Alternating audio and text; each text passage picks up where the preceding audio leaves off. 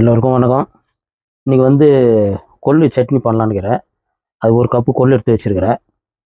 இப்போ அதுக்கு உண்டான பொருளுங்க என்னன்னாக்கா, காஞ்ச மிளகாய், பூண்டு உரிச்சது, புளி வந்து ஊற வச்சுட்டுக்கிறேன். இப்போ வந்து இதில் வந்து நம்ம உளுந்தும் கடலைப்பருப்பு வந்து ஊற வச்சுக்கிறேன். இது அப்படியே போடுவாங்க சில பேர். அப்படி போட்டோம்னா அது கழுவிட்டு அந்த உளுந்தில் இருக்கிற கெல்லிதெல்லாம் வரணும். ப்ளஸ் இதில் வந்து ஊறுச்சுன்னா வறக்கிறதுக்கு நல்லா ஈஸியாக வரும். அது கொஞ்சம் ஊற வச்சுருந்தீங்க. ஊற வச்சோம்னா வரம்பு நல்லா பொடி ஆகும். சட்னி டேஸ்ட் நல்லாயிருக்கும். அது ஃபஸ்ட்டு ஊற வச்சுக்கிறேன். இப்போ அதுக்கு வந்து தேங்காய் கொஞ்சம் வேணும். தேங்காய் வந்து நம்ம உடச்சிட்டு அப்படியே முழுசாக எடுத்துருக்கிறேன். இப்போ இது வந்து இப்படி பில்லர் பண்ணிட்டுக்கிறேன் இந்தமாரி. அதில் வந்து கருப்பாக தெரியாது சட்னியில். அதனால் இந்த கருப்பெல்லாம் எடுத்துடலாம். இல்லைனாக்கா சட்னியில் வந்து கருப்பாக தெரியும். சட்னி பார்க்கறதுக்கு கூட ஷோவாக இருக்காது. அதனால் இதை வந்து இதுமாரி எடுத்துடலாம். பில்லரால் எடுத்துட்டு தேய்ச்சிட்டோம்னா பால் மாரி வெள்ளை வெளியேறணும்.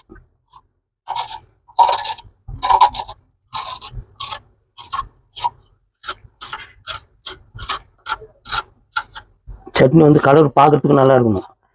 இந்த பிளாக்லாம் எடுத்துட்டோம்னா தான் கலர் நல்லா சூப்பராக இருக்கும்.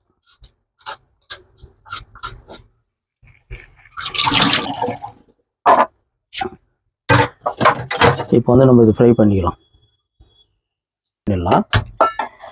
ஃப்ரை பண்ணுறது நம்ம அப்படியே வறுத்தோம்னாக்கா கூட வறுக்கலாம். கொஞ்சம் ஆயில் போட்டு வறுத்தோம்னா சீக்கிரமாக ஃப்ரை ஆகும். சூட்டுக்கு க்ளீனாக அப்படியே இதாகும். கொஞ்சம் ஜாஸ்தி தான் பண்ணுறேன் சட்னி. 2 நாள் கூட ஃப்ரிட்ஜில் வச்சுட்டு சாப்பிட்லாம். கொள்ளு வந்து ரொம்ப கொள்ளு எள்ளுன்னுவாங்க. இது எல்லாமே உடம்புக்கு ரொம்ப சத்து உள்ள பொருள். நம்ம அந்த காலத்து ஆளுங்க தான் எல்லாம் என்ன அருமை பெருமை தெரியும். இப்போல்லாம் ஃபாஸ்ட் ஃபுட் வரத்துலேருந்து இதெல்லாம் யாரும் கவனிக்கிறதில்லை. அதனால் ஃபஸ்ட்டு நல்லா கோல்டன் கலரில் வறுத்துக்கலாம். நல்லா கோல்டன் கலர் ஆகுது. இது நம்ம ஃபுல்லாக வறுத்துட்டோம்னா இன்னும் அப்புறமா சட்னி வந்து பிளாக் ஆகிடும். இவ்வளோ கலர் இது போதும். கோல்டன் கலர் ஆச்சுன்னா தான் அந்த சட்னி லுக்கு தெரியும். இல்லைனாக்கா அது வந்து பிளாக் ஆகிடும். கொள்ளு ரொம்ப வறுத்துட்டோம்னா டேஸ்ட் வராது. காரம் ஒரு மாதிரி தீஞ்ச மாதிரி இருக்கும். இவ்வளோ கலர் போதும். இது வந்து பிளேட்டில் மாற்றில வருதில்ல.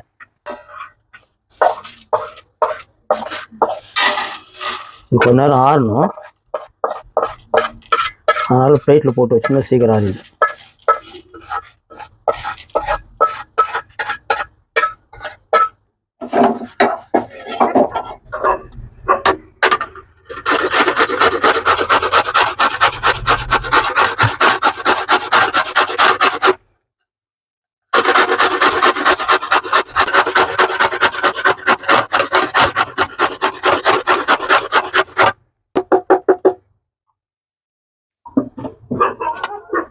இதுக்கு ரொம்ப எண்ணெய் வேணால் அதிலும் கொஞ்சம் நிறைய ஊற்றிக்கிறேன். சும்மா கொஞ்சம் எண்ணெய் ஊற்றிக்கலாம். அது வறுக்கிறதுக்கு தான். இப்போ வந்து புளி வந்து அப்படியே போடுவாங்க. மிக்சியில் வந்து மையாது. நம்ம வந்து தண்ணி ஊற்றி கொஞ்ச நேரம் முன்னே ஊற வச்சுக்கிறேன். இப்போ இதை வந்து கரைச்சிட்டு அது புளி தண்ணியாக கூட ஊற்றிக்கலாம். ஒன்றும் இது வறுக்கணும்னு அவசியம் இல்லை. செப்பரேட்டாகவே வச்சுக்கலாம். சட்னியில் அரைக்கும் போது கூட ஊற்றிக்கலாம். தண்ணி ஊற்றும் போது. அதனால் ஊற வச்சுக்கிறேன். உளுந்தும் கடலைப்பருப்பு ஊற வச்சுக்கிறேன் இல்லைங்களா. இது நல்லா ஊறினோடனே வந்து நல்லா பொறுன்னு பொரிக்கும். அப்படியே போட்டோம்னாக்கா சீக்கிரம் வந்து அது இதாகாது. தீஞ்சாலும் தீயும். இதில் இந்த மாதிரி போட்டோம்னா தான் கரெக்டாக இருக்கும். இப்போ வந்து இது போட்டுருக்கிறேன். உளுந்து ஃபஸ்ட்டு மிளகா போட்டுட்டோம்னாக்கா மிளகா வந்து தீஞ்சிடும். இப்போ வந்து மிளகா போட்டுக்கலாம். நான் வந்து ஒரு 6-7 போட்டுக்கிறேன். உங்களுக்கு காரம் எவ்வளோ வேணுமோ அந்த மாதிரி பார்த்து கம்மி பண்ணி போட்டுக்கணும். இது நல்லா வறந்து இப்போ தேங்காய் மேலே போட்டுக்கலாம். உளுந்தையும் கடலைப்பருப்பு ஊற வச்சு தான் ஆக்சுவலாக போடணும். அப்போ தான் வறுக்கிறதுக்கு நல்லா ஈஸியாக இருக்கும். அரைக்கிறதுக்கும் சாஃப்டாக இருக்கும்.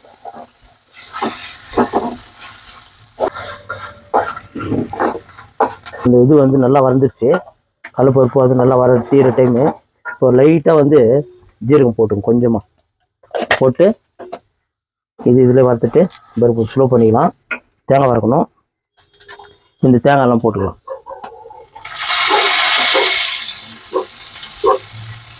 தேங்காய் கருப்பாக இந்த பிளாக்கான போட்டோம்னா லுக்கு வராது. இந்தமாதிரி பின்னாடி சீவிட்டு போட்டோம்னாக்கா நல்லா பார்க்குறதுக்கு அழகாக இருக்கும். இப்போ ஸ்லோவில் வச்சுக்கிறேன். தேங்காய் மட்டும் கொஞ்சம் வதங்கணும். இன்னும் அந்த பருப்பு வந்து இன்னும் ரொம்ப பண்ணியிருந்தோம்னா ஃபுல்லாக வளர்ந்துடும். ஒரு மாதிரி கசப்பு கொடுக்கும். அப்புறமா பாருங்கள், லாஸ்ட்டில் தான் போட்டோம் மிளகா, சீக்கிரமாக திஞ்சிச்சு பாருங்கள். இவ்வளோ பண்ணிவிட்டு பாருங்க. இப்போ இதில் என்ன பண்ணலாம், கொஞ்சம் பெருங்காயம் போட்டுக்கலாம். சும்மா ஒரு சின்ன சிட்டிக்கு மாதிரி போட்டுக்கங்க, நல்ல வாசனை கொடுக்கும்.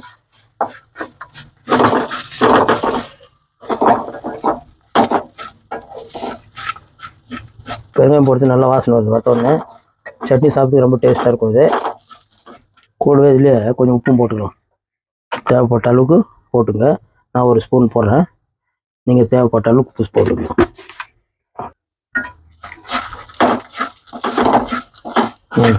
நல்லா வந்துடுச்சு. கேஸ் ஆஃப் பண்ணிடலாம். இருந்துச்சுன்னா சூடு அப்படியே இருக்கும். இதே நம்ம வந்து ஒரு பிளேட்டில் போட்டோம்னா ஆறிடும். சில பேர் சூடாக போட்டு அரைக்கலாம், அது அரைக்க தெரிஞ்சவங்க அரைக்கலாம். சட்னி அப்புறம் சூடு சட்னியாக இருக்கும். கொஞ்சம் ஆறின பிற்பாடு இப்போ அது முன்ன வரது இல்லையா கொள்ளு, அது வேணால் அரைக்கலாம். 2 நிமிஷத்தில் ஆகிடும். பேன் காற்றுல ஒரே செகண்டில் ஆஞ்சிடுது. ஃபஸ்ட்டு இது பண்ணிக்கிறோம், அதனால் கொள்ளு முன்ன அரைச்சிடலாம்.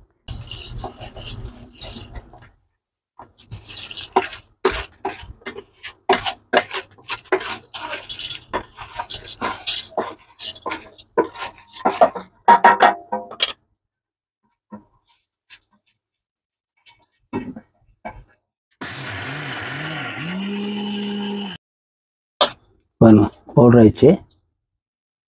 இப்போ நம்ம அது போட்டு அரைக்கும் போது இன்னும் கொஞ்சம் மஞ்சிடும். இப்போ நல்ல பவுடர் தான் இருக்குது. கொள்ளு வந்து நல்லா நைஸாக அரைக்கணும்னு அவசியம் இல்லை. ரொம்ப மூட்டை வந்து முறை கடிச்சு சாப்பிட்ற மாதிரி இருக்கும். பாருங்கள், இவ்வளோ பவுடர் பண்ணியிருக்கிறேன். இப்போ வந்து நம்ம அந்த தேங்காய்லாம் வச்சுருக்குறீங்களா, இது சூடு ஆறிடுச்சு. இது போட்டுக்கலாம். இது ரொம்ப தீச்சிட்டோம்னா கலர் வராது, ஒரு மாதிரி பிளாக்காக இருக்கும். தேங்காய்லையும் பிளாக்காக, அப்புறம் கொள்ளுலையும் பிளாக்குன்னா கலர் சேஞ்ச் ஆகும். இப்போ இதில் உப்பெல்லாம் போட்டுருக்குறேன். புளி வந்து அப்படியே போட்டோம்னாக்கா அது இதாகும், சரியாக அந்த உடையாத அப்படியே இருக்கும். சூப்பு கிடைக்காது நமக்கு, புளி சூப்பு.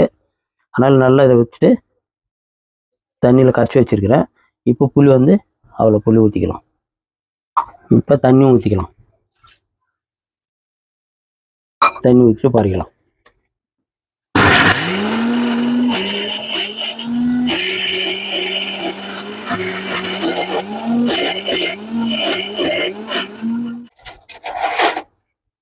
எவ்வளோ மஞ்சள்னு பார்த்துக்கலாம்.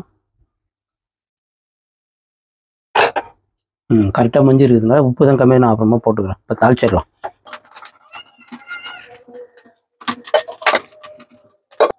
இப்போ சட்னி அப்படியே தாளிக்கிறதுக்கு ஒன்றும் இல்லை, கொஞ்சம் கடுகு போடலாம். கொஞ்சமாக கடுகு, அது கூட வந்து கொஞ்சம் கருவேப்பிலை. அதை போட்டு பிற்பாடு தான் நம்ம மிளகா போடுறோம். ஏன்னா மிளகா வந்து சீக்கிரமாக பிளாக் ஆகிடும். இன்னொரு கருவேப்பிலை அந்த மிளகாலாம் போட்டு தாளிக்கிறது வந்து வெளியே எடுத்து போகிறதுக்கு இல்லை. காரம் அந்த சட்னி இல்லைனாக்கா அந்த மிளகா கட்சின்னு சாப்பிடணும். அதுதான் அதில் மிளகா போட்டு தாளிக்கிறது. தாளிக்கிறதுக்கு தான் அப்படின்னு நினச்சக்கூடாது. போதும், ஆயிடுச்சு. கலர் எவ்வளோ சூப்பராக இருப்பாருங்க. ஏன்னா அதெல்லாம் தீச்சிட்டோம்னாக்கா கலர் வந்து வேறு மாதிரி வரும். இப்போ நம்ம இது என்ன சட்னி கலர் எவ்வளோ சூப்பராக இருப்பாருங்க. எதுவுமே தீ விடக்கூடாது. இப்போ கொஞ்சம் கெட்டியாகுது, தண்ணி கொஞ்சம் ஊற்றி கலக்கிறேன். உப்பு பார்த்துக்கணும், சாப்பிடலாம். அவ்வளோதான். ஒன்றும் இல்லை, ஒயிட் ரைஸில் போட்டு சாப்பிடவும் சூப்பராக இருக்கும். அது இட்லி தோசைன்னு இல்லை, சப்பாத்தி ஒயிட் ரைஸ் எல்லாத்துலேயும் சாப்பிட்லாம். உடம்புக்கு ரொம்ப ஆரோக்கியம் கொடுக்குறது கொள்ளும் எள்ளும் தான். அதான் அது கொள்ளுன்னுவாங்க, அது எள்ளுன்னுவாங்க. இது ரொம்ப உடம்புக்கு நல்லது. நீங்கள் வாரத்தில் ஒரு மாதத்தில் எப்படின்னா ஒரு டைம் வீட்டில் ட்ரை பண்ணுங்கள். உடம்புக்கு பசங்களுக்குலாம் ரொம்ப நல்லது. இது சட்னி கொஞ்சம் டிஃப்ரெண்ட்டாக இருக்கும். நான் மிளகா வந்து போட்டுக்கிறேன் ஜாஸ்தி, அதனால தான் அந்த கலர் உங்களுக்கு கொடுக்குது. நீங்களும் வீட்டில் ட்ரை பண்ணி குடும்பத்தோட சாப்பிடுங்க, பசங்க கொடுங்க. எல்லாருக்கும் வணக்கம், பாய் பாய்.